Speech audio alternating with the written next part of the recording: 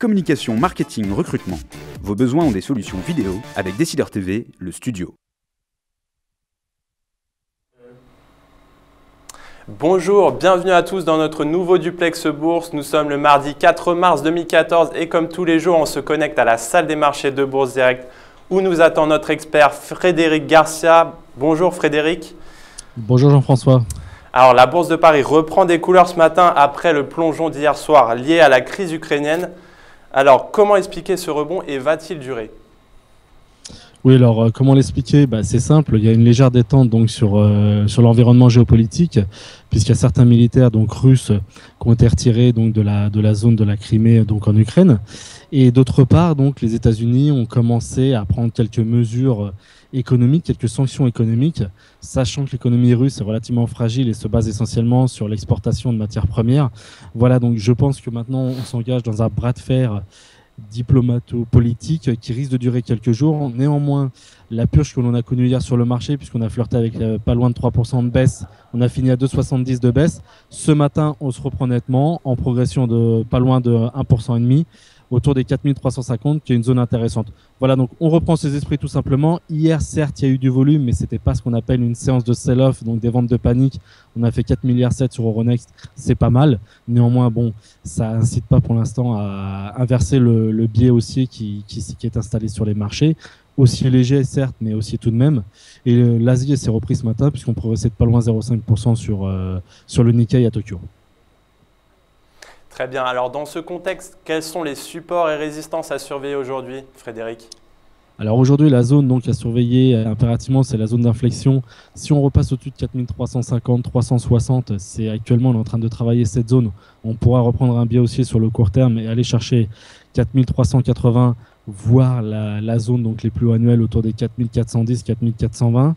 A contrario, si jamais on ne passe pas cette zone et qu'il y a de nouveau des tensions géopolitiques et les marchés américains cet après-midi repartent à la baisse, on pourrait éventuellement donc revenir s'appuyer de nouveau sur une zone très très importante de support que l'on situe à 4290, voire un tout petit peu plus bas, 4275. Alors, on l'a vu, la crise en Ukraine monopolise toujours l'attention des investisseurs. Alors justement, quelle valeur faut-il surveiller aujourd'hui ? Oui, alors aujourd'hui, on a une valeur qui est fortement sanctionnée sur le marché parisien, malgré que l'indice soit en hausse. C'est Neopost. Donc Neopost est le premier fournisseur européen et le deuxième fournisseur mondial de solutions de traitement de courrier. Alors quand on regarde un petit peu donc ce que ça veut dire et si on regarde un petit peu la répartition de son chiffre d'affaires, donc il y a deux types de familles de produits. Donc 65% donc, du chiffre d'affaires est réalisé par les systèmes d'affranchissement, c'est-à-dire les machines à affranchir et les balances postales. Donc c'est avant tout lié, donc c'est un domaine d'activité qui est lié aux entreprises avant tout. Et 35% du chiffre d'affaires donc est réalisé par les systèmes de gestion de documents et systèmes logistiques. Voilà, donc c'est la sanction du jour. Un titre qui perd pas loin de 10%. On perd actuellement 8,80 autour des 60 €. On est descendu au plus bas à 58,33. On perdait à l'ouverture pas loin de 12%. Pourquoi ? Tout simplement donc parce que le groupe donc a émis donc un avertissement sur ses marges et ça a nettement déçu. Et derrière donc ce qui s'est passé, c'est qu'on a eu une salve importante de dégradation de la part d'analystes, notamment avec CIC Securities qui a dégradé le titre d'achat à conserver. On a eu la Société Générale qui est passée de conserver à vendre et on a eu Gilbert Dupont, donc troisième cabinet d'analyse qui a dégradé le titre, qui est passé donc d'accumuler à léger. Voilà donc une salve de dégradation sur le titre, un avertissement sur les marges et une sanction sévère puisque c'est la plus forte baisse du SRD en repli de pas loin de 10% autour des 60 €.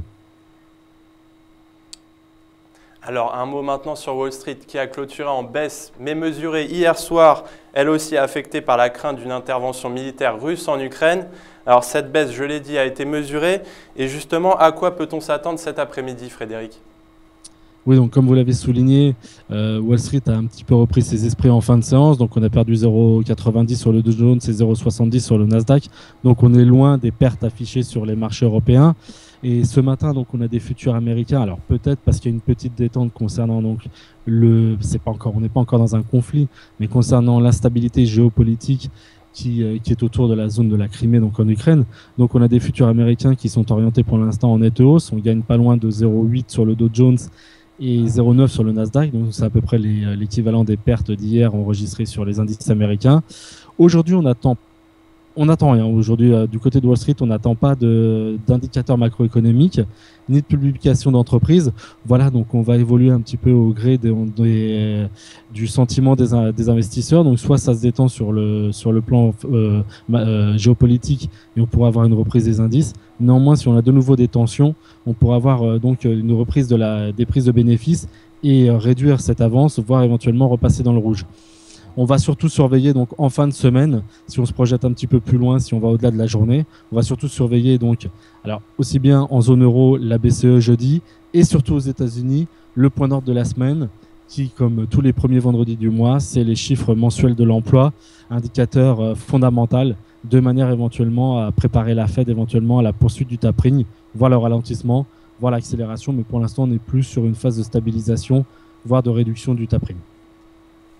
Eh bien, nous voilà bien informés, Frédéric. Merci pour toutes ces précisions. On se retrouve demain pour un nouveau Duplex Bourse. Très bonne séance à tous et à demain.